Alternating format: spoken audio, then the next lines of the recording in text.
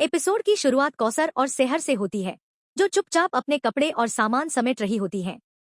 कौसर घड़ी देखते हुए कहती है कि अच्छा हुआ परवेज समय से पहले घर नहीं लौटा। जब तक वह वापस आएगा तब तक वे दोनों दिल्ली के रास्ते में होंगी। कौसर और सेहर के चेहरे पर राहत और खुशी साफ झलकती है। दोनों को लगता है कि अब उनकी मुश्किलें खत्म होने वाली हैं। दूसरी ओर आयशा जान बचाने के लिए इधर उधर छिप रही होती है। मदरसे के आदमी उसे हर जगह ढूंढ रहे हैं। डर के मारे आयशा एक बड़े बक्से के नीचे छिप जाती है। तभी माहिद वहां पहुंचता है और उसका ध्यान उसी बक्से पर जाता है। शक होने पर वह बक्सा उठाता है। आयशा बाहर निकलते ही रोते हुए माहिद से माफी मांगने लगती है। वह कहती है कि अगर वह पकड़ी गई तो लोग उसे मार डालेंगे और उससे बहुत बड़ी गलती हो गई है। माहिद गंभीर होकर कहता है कि अगर उसे सच में अपनी गलती का एहसास है तो उसे पश्चाताप करना होगा। आयशा सिर झुकाकर कहती है कि वह जो भी कहेंगे उसे मानने को तैयार है। घर पर कौसर बार बार घड़ी देखती रहती है। सोफिया यह देख लेती है और ताना मारते हुए कहती है कि चाहे वह कुछ भी कर ले, परवेज का दिल कभी नहीं जीत सकती। तभी कौसर और सेहर को पता चलता है कि सोफिया ने ही परवेज को जल्दी घर बुला लिया है। यह सुनकर दोनों के पैरों तले जमीन खिसक जाती है। सेहर घबराकर पूछती है कि अब अगर परवेज आ गया तो वे कैसे भागेंगी। परवेज घर पहुंचता है और उसके हाथ में वही बैग होता है जिसे कौसर ने खिड़की से बाहर फेंक दिया था। वह गुस्से में बैग खोलकर कपड़े बाहर निकाल देता है और कौसर सेहर से पूछता है कि उनका सामान सड़क पर क्या कर रहा था। सोफिया तंज कसते हुए कहती है कि लगता है सेहर का रिश्ता किसी अमीर घर में तय हो गया है। तभी कौसर अच्छे अच्छे कपड़े भी फेंक रही है। कौसर और सेहर मासूम बनने का नाटक करती हैं और कहती हैं कि वे तो इन्हीं कपड़ों को ढूंढ रही थी। परवेज को शक होता है और वह सवाल करता है कि जब वे कुछ दिन पहले ही लखनऊ आई है तो यह बैग हफ्तों से सड़क पर कैसे पड़ा था। वह कौसर को डांटता है कि पहले मोबाइल पानी में फेंका और अब कपड़े सड़क पर। कौसर को बचाने के लिए सेहर झूठ बोलती है कि गलती से उसने अपने कपड़े उस बैग में रख दिए थे और बाद में सोफिया उसे ले गई थी। सोफिया इसे झूठा इल्जाम बताती है, लेकिन परवेज सेहर की बात मान लेता है।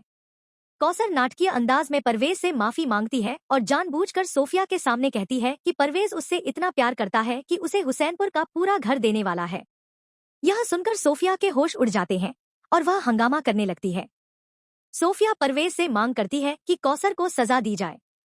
झुंझलाया हुआ परवेज कौसर को आदेश देता है कि सुबह तक 100 मेजपोश पर कढ़ाई पूरी करनी होगी। यह कहकर वह चला जाता है। सेहर घबरा जाती है और कहती है कि उनकी उड़ान है, इतना काम कैसे होगा। कौसर ऐलान करती है कि वे आज ही भागेंगी, जैसा तय था। उधर वसीम आयशा को ढूंढता है और एक लड़के से पूछता है। जब लड़का कुछ नहीं बताता तो वसीम उसे कमरे में बंद करने का हुक्म देता है। तभी माहिद आयशा को लेकर आता है। भीड़ गुस्से में उसकी ओर बढ़ती है, लेकिन माहिद सबको रोक देता है।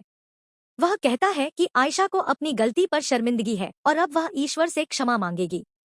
वह आयशा को आदेश देता है कि अब वह पिता की इजाजत के बिना घर से बाहर नहीं निकलेगी। उस्मान माहिद की तारीफ करता है। आयशा का पिता उसे आशीर्वाद देता है। लोग माहिद के नाम के नारे लगाने लगते हैं। वसीम यह सब देखकर अंदर ही अंदर जलता है। सोफिया और परवेज के बीच बहस हो जाती है। सोफिया को कौसर से और ज्यादा जलन होने लगती है। उसे और चिढ़ाने के लिए कौसर परवेज से सेहर की शादी की बात करने लगती है। परवेज उसकी ओर बढ़ता है और सोफिया के रोकने पर भी उस पर चिल्ला देता है। कौसर कहती है कि जो मेजपोश वह बनवाना चाहता है उन्हें सेहर की शादी में मेहमानों को भेंट में दिया जाए। परवेज खुश हो जाता है और उसकी तारीफ करता है। कौसर कहती है कि सेहर के ससुराल वाले अमीर हैं, इसलिए अच्छा काम पसंद करेंगे और ऊपर रखे नमूने उतारने को कहती है। जैसे ही परवेज ऊपर हाथ बढ़ाता है, रुई उसके ऊपर गिर जाती है। यादों में दिखाया जाता है कि सेहर ने कौसर को बताया था कि इसी रुई से सोफिया को जलाया जाएगा ताकि वह खुद परवेज को खींच ले जाए। परवेज को छींक आती है। आवाज सुनकर सोफिया दौड़ कर आती है। सेहर जानबूझकर पटरा आगे खिसका देती है, जिससे सोफिया लड़खड़ाकर गिर जाती है। कौसर तुरंत परवेज को संभाल लेती है। सोफिया सेहर पर इल्जाम लगाती है कि वह जानबूझकर उसे परवेज से दूर रखना चाहती है। कौसर और परवेज को साथ देखकर सोफिया गुस्से में परवेज को खींचकर ले जाती है। कौसर मन ही मन हंसती है। कौसर ऊंची आवाज में सेहर से कहती है कि सोफिया आज भी यह नहीं समझ पाई कि वह उसे परवेज से अलग नहीं कर सकती। वह दावा करती है कि उसने परवेज को अपने वश में करने का शक्तिशाली उपाय किया है। सेहर भी उसका साथ देती है और कहती है कि उसे पूरा यकीन है कि परवेज जल्द ही लखनऊ छोड़कर कौसर के साथ हुसैनपुर लौटेगा।